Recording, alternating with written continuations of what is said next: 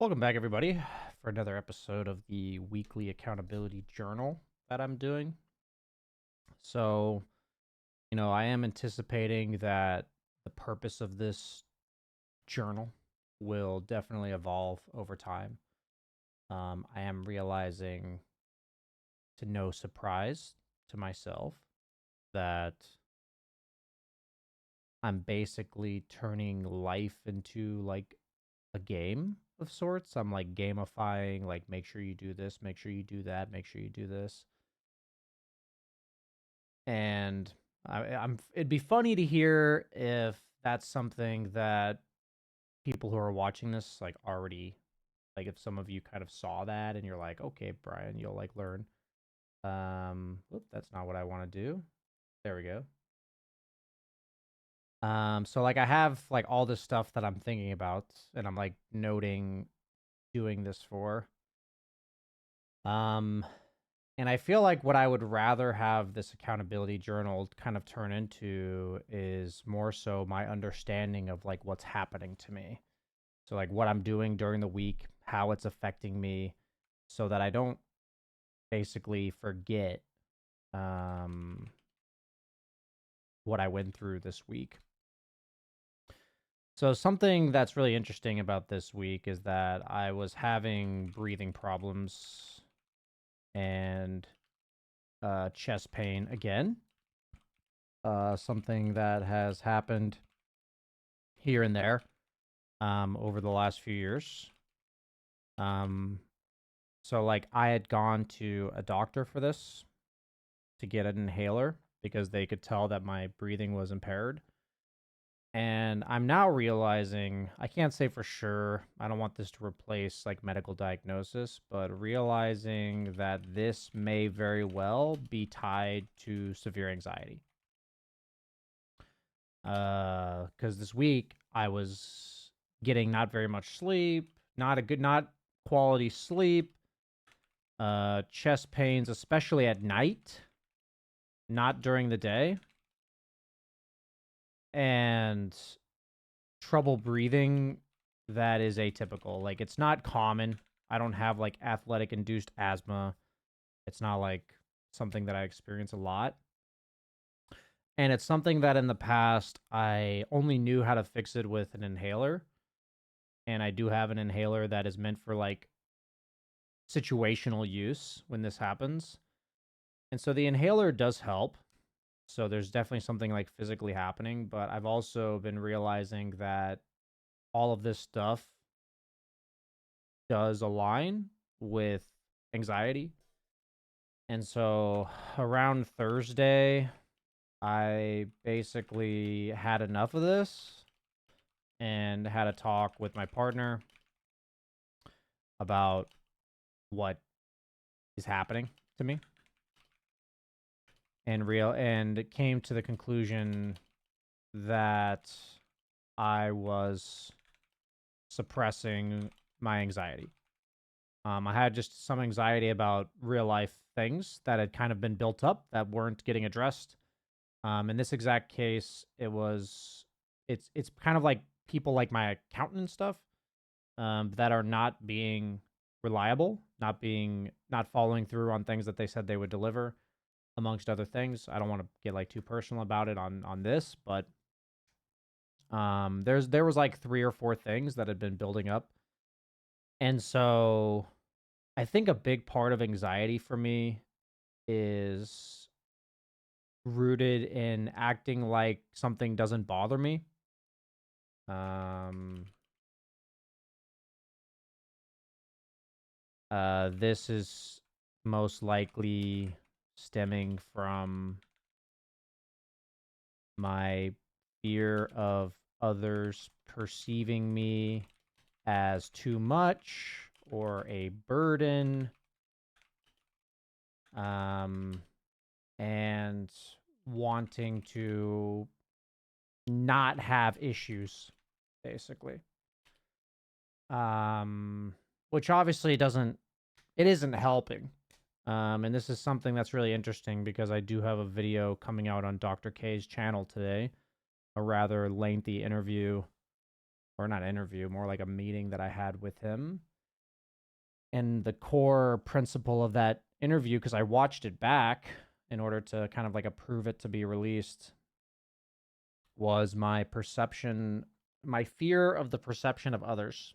And as much as I would like to act like I don't care, I think everybody cares to some extent. But I've learned a lot about this. I've learned a lot about in the last like few months, and I haven't fully. I'm in the stage of like learning a lot, but it hasn't.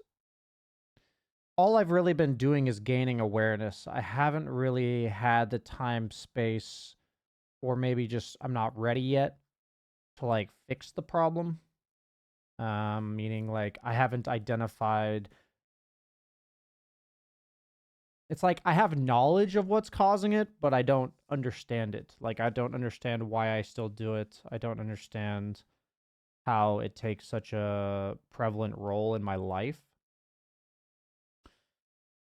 So the reason why I'm like very well convinced that my breathing issues and chest pain are almost certainly anxiety is because when I had anxiety in the past, everything that happened, like negative side effects, happened at night. It was when my day was winding down and I was trying to relax my brain. And that's what happened this week. Like I was feeling all of my symptoms, most of them, like at night, right before I was going to bed, and I had very much difficulty sleeping.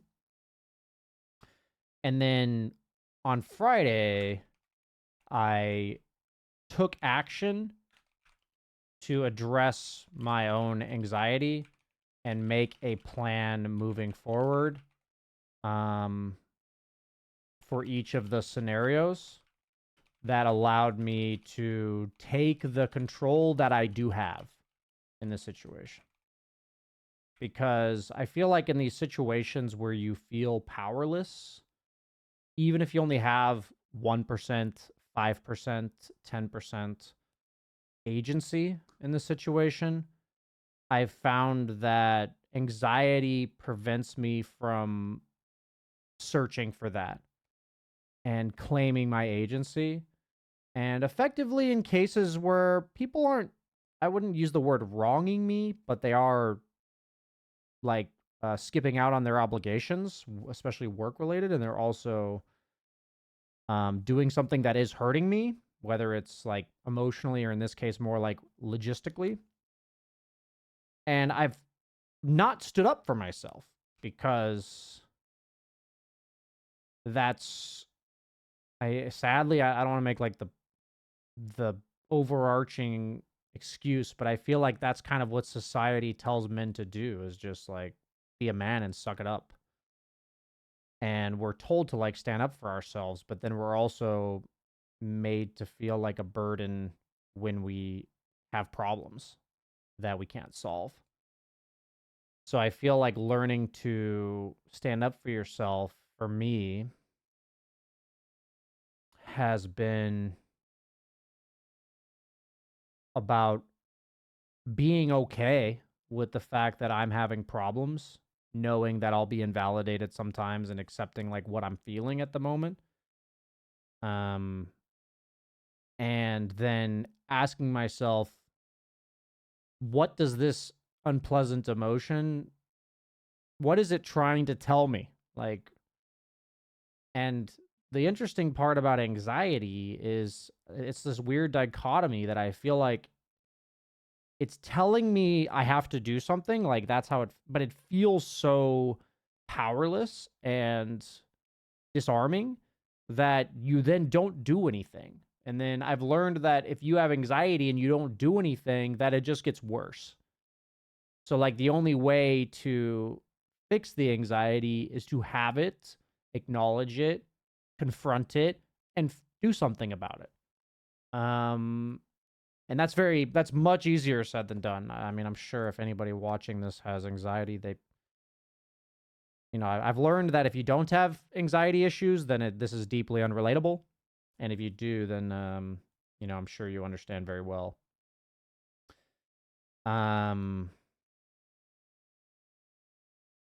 So yeah, I've realized that because I'm like insecure about my anxiety, or like I feel like I'm a burden for having it, that anytime somebody is doing something that's causing me anxiety, I come at it with like a very emotional approach. And I've found that when people express themselves in an emotional way to the person to like solve the issue, like this isn't like having other people empathize with you and stuff, but like I go to my accountant with emotions, is what I mean. I've learned for myself that if I'm doing that, and in my experience, if other people are doing that, it's because I haven't actually processed the emotion that I'm feeling. So I'm then putting it onto this person.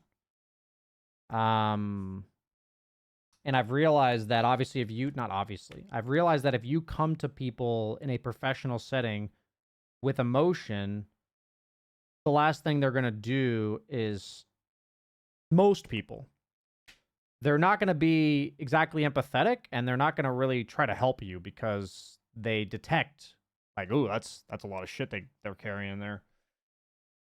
So what I found this time is I was much more stern and steadfast about what I needed from them when I had this, and I'm at a point where I have to have a plan and I have to follow through, and it's just really interesting to me how this is playing out.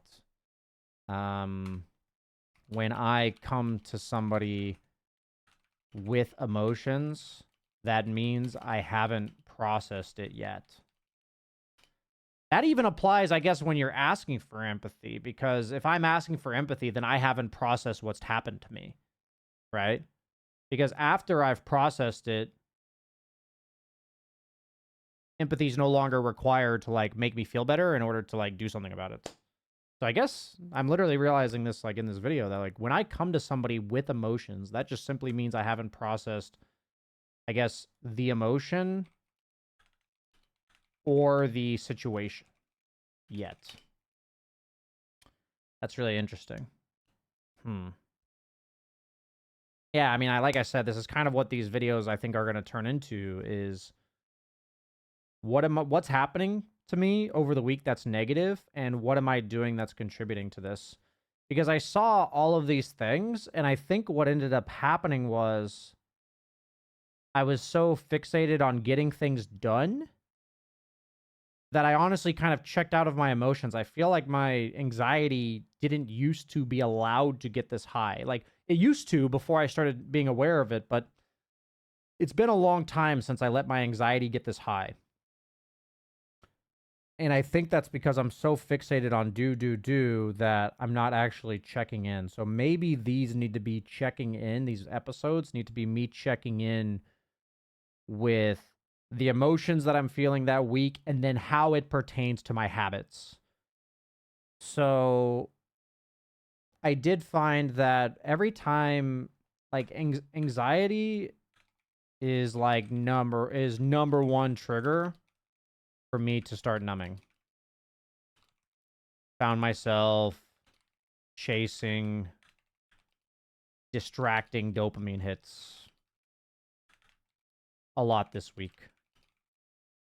When I chase dopamine, I want to ask myself what unpleasant, I'm going to say chase cheap dopamine. I want to ask myself what unpleasant feeling am I trying to avoid?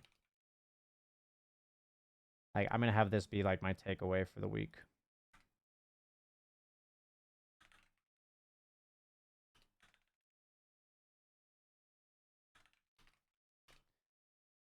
When I chase cheap dopamine, I want to ask myself, what unpleasant feeling am I trying to avoid? This week, it was definitely anxiety in regards to several things going on in my life that I felt out of control of. And I was in my heart of hearts just hoping they would get better, but that's just not how it works.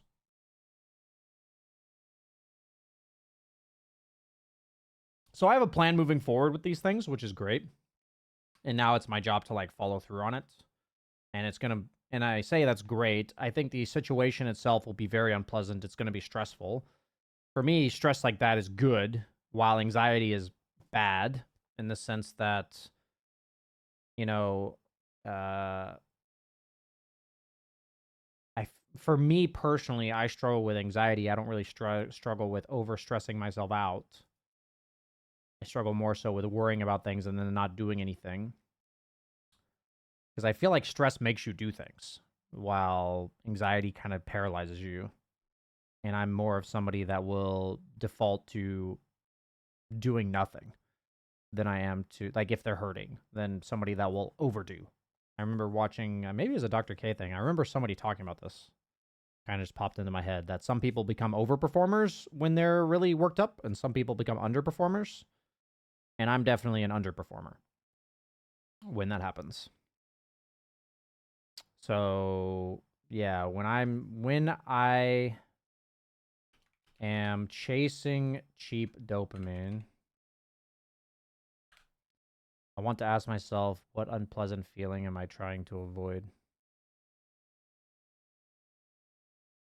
That feels like a pretty deep question for myself.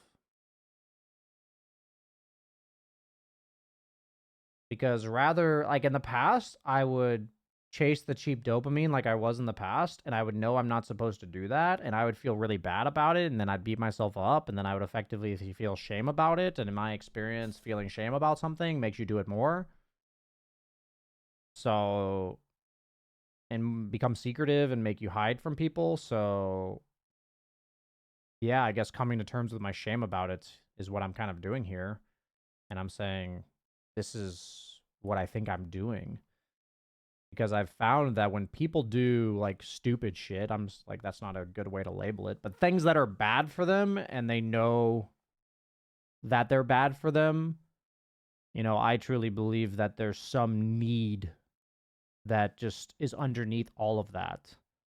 And for me, I think that need is to not feel so shitty. But that's not for me. I've learned that if you don't process the emotions, they don't go away. They just build up. So I can see how chasing cheap dopamine gives me temporary relief. And I think it's so difficult to pass on temporary relief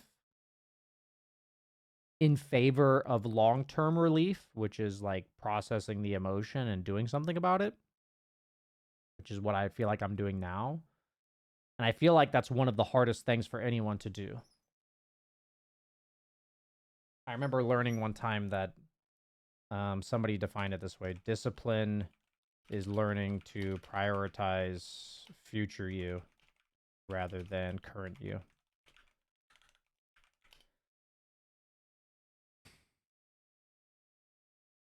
I remember reading that, and it really resonated with me when I heard that.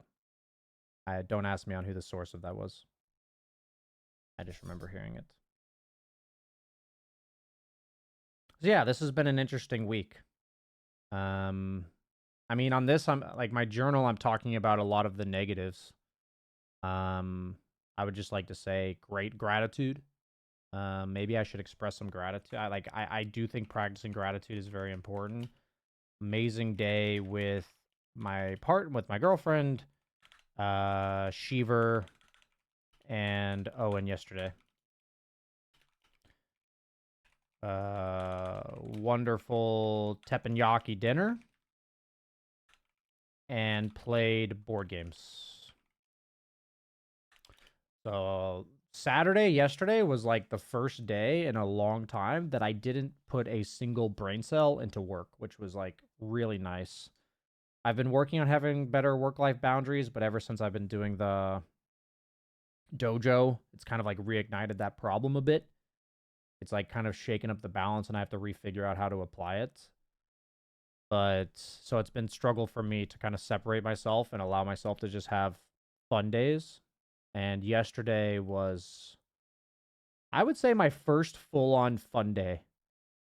But I also think that what allowed me to have that fun day, I'm going to say I am grateful to myself for processing all of my anxiety on Friday, which allowed me to have this carefree Saturday. Like, I really think that I would not have been able to be present that day if I had not taken care of myself on Friday. So I think that's pretty great now that I think about it. I want to be grateful for things around me, and I also want to be grateful for things that I've done. Yeah, maybe we're just going to add that as a part of this because I do think practicing gratitude is quite important. So, still doing the morning routine, still doing things that are generally better for me, consuming creatine, limiting my caffeine. It's not been perfect, but I am limiting it much more than I used to be. I'm doing the yoga. Um, I'm doing the chores.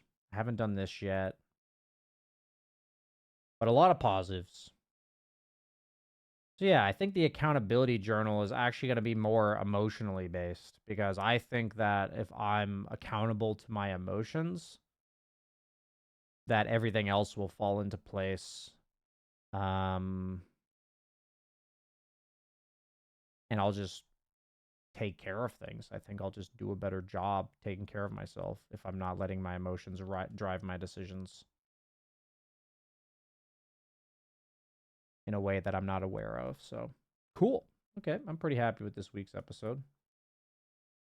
Thanks for watching, guys. That's week 3 of the accountability journal.